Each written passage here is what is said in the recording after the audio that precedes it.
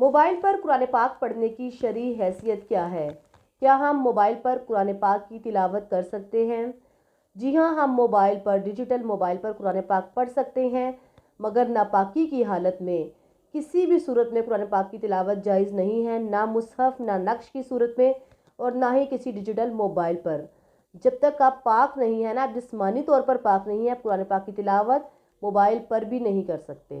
देखिए, बेहतर तो यही है कि आप मुसहफ़ की सूरत में कुरान पाक की तिलावत करें, जैसा कि हमारे असलाफ़ करते आए हैं।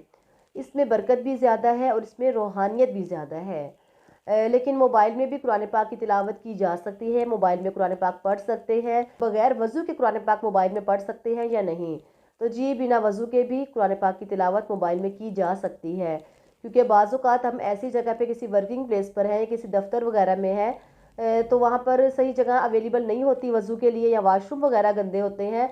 तो बजाय इसके कि आप जो हैं वज़ू के चक्कर में कुरान पाक की तिलावत छोड़ कर मोबाइल पर किसी और खराफात में पड़ जाए, कुछ और देखने लग जाए, तो बेहतर यही है कि कुरान पाक की तिलावत कर ली जाए।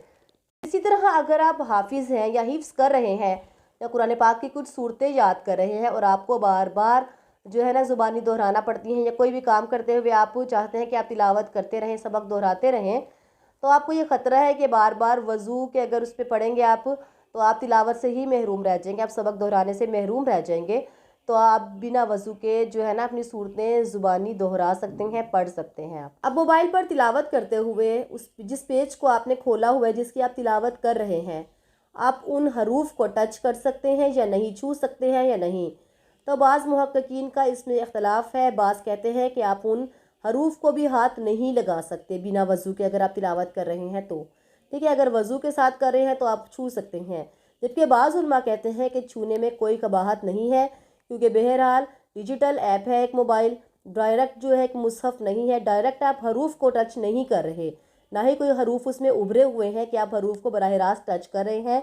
दरमियान में स्क्रीन जो है ना हाइल है, हमारे हाथ और उन हरूफ के दरमियान स्क्रीन हाइल है।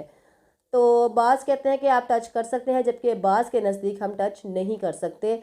तो बहरहाल इतना तो इंसानी जहन भी काम करता है कि कुरान पाक के हरूफ के अदब के लिहाज से अगर हमारे हाथ पे कोई गंदगी वगैरह लगी हुई है, हमारे हाथ नापाक है, गंदे हैं, तो आप खुद समझदार हैं कि आपको टच नहीं करना चाहिए। एक जहन जो है ना, हमारा इंसानी जहन एज़ आ मुस्लिम इस चीज़ की इजाज़त ही नहीं देता कि हम गंदे हाथ जो है ना, बेशक मोबाइल की स्क्रीन पर पेज खुला हुआ है, तो हम गंदे हाथ जो है ना उस पर फेरें या उस पर लगाएं स्क्रीन पर।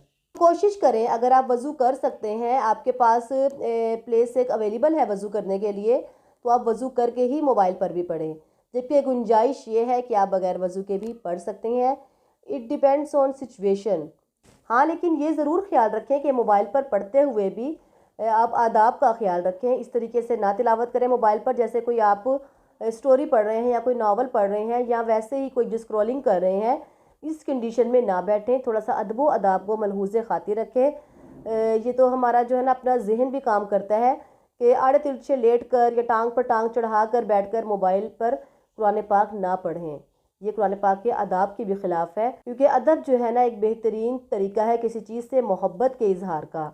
अगर इस चीज़ की इजाज़त है कि आप मोबाइल पर कुरान पाक पढ़ सकते हैं तो पढ़ें, लेकिन अदाब का ख्याल रखते हुए। बहरहाल अदब पहला करीना है मोहब्बत के करीनों में। वमा अलैना इल्लल बलाग। जज़ाकल्लाह। दुआओं में याद रखिएगा। अल्लाह सुब्हाना तआला आपका और मेरा हम सब का हामी और नासिर हो। जज़ाकल्लाह। अल्लाह हाफिज़।